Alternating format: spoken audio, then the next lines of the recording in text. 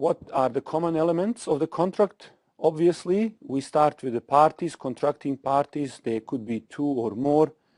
As usual, when you look at the scholarly discussion about these things, it revolves around the ability of these parties to enter into the contract, things like their ability to understand maturity, sanity, also things like authority. You cannot just enter any business and ask any employer of that business to sell you, for instance, that business. For instance, you walk into the Facebook building and you ask a receptionist to sell you the whole business. Although they are sane and mature and so on, they are not in they don't have legal capacity to execute that transaction.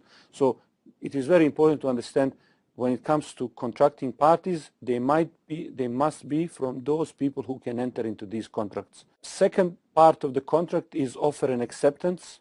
So this is how we start and end the contract with offer and acceptance. Subject matter and consideration, another important pieces in a contract puzzle. And of course, unity of majlis, of the meeting, is one of the conditions of the contract for it to be valid.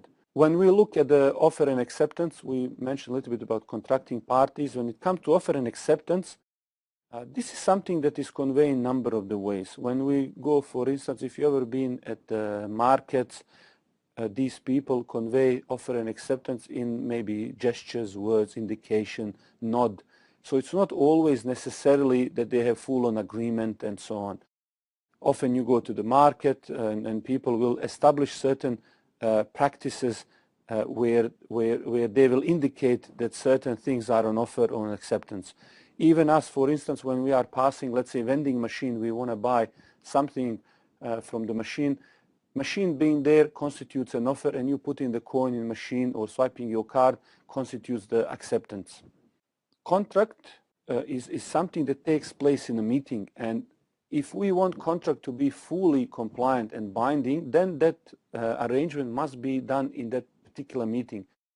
And the Prophet ﷺ said that the contracting parties have the right of option to finalize or not until they separate. What it practically means is that to be certain, to avoid any uncertainty in terms of what's concluded, you should actually indicate whether contract is binding and finalized in that meeting where you are organizing the business. And even if you have concluded the arrangement, you have a right to rescind the sale before you separate. So for instance, let's say you walk into the shop and you buy something, even though you understand that you bought it and the transaction took place, you can return Islamically that item even though you have negotiated the terms of the contract and everything else. Before you separate, you can return. In general, if you are not sure about your arrangement and what you are doing, sometimes, as the Prophet ﷺ advised some of the companions, it's good to have a 3 days option where you can cancel that contract. Sometimes you go to the shop, you are not 100% sure, or a quick sale, somebody's pressuring you. It's a good always practice to have that option to cancel the contract. It's similar to, in a sense, I guess, to those cooling off periods that you sometimes find at the back of these contracts. Here is the option to rescind the sale contract, and there are a number of options in the sale. And these things can relate to number one, number of the days after the contracts, option to refund due to certain issues with that particular item, whether it's a quality or some defect and so on. Subject matter is the item that is being sold or bought, something that we are transacting in this financial or commercial arrangement.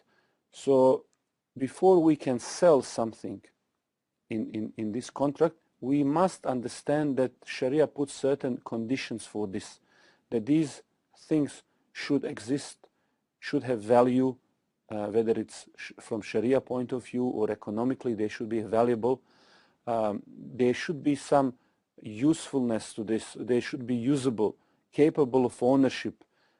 You should be able to deliver this, specify and quantify. If a non-existent thing is sold, even in mutual consent, the sale is void according to the Sharia. And this has its own exception, and it's not only referring to the items that are non-existent, but more so referring to the things where that non-existence or not having the items in your presence will bring about certain question mark in terms of delivery. So when we are talking about things that you do not have and so on, we are talking here more about you not being to deliver that item with certainty. So for example, when scholars talk about you are not allowed to sell fish in the ocean or birds in the sky, it's not so much that they are in the ocean or the sky or something like that. It's about you being able to capture that fish and deliver it. So for instance, if you had a fish farm, of course you would be able to sell that fish, although you don't have it necessarily in your possession, but you can extract it easily. So delivery of the subject matter, the Prophet ﷺ said, he who buys foodstuff should not sell it until he has taken possession of it. So this is what we are talking about. You should have something in your hands and be certain about the delivery of these items. Constructive possession, sometimes the possessor has not taken the physical delivery of the commodity, yet the commodity has came into the risk and control, and all the rights and liabilities of the commodities are passed on to him, including the risk of its destruction. Sometimes you cannot have item with you when you're doing sale. Like for example, you are selling the car or the house, so you cannot have it with you. But as long as you have, for instance, when it comes to immovable assets like the home, any legal notice is sufficient for this.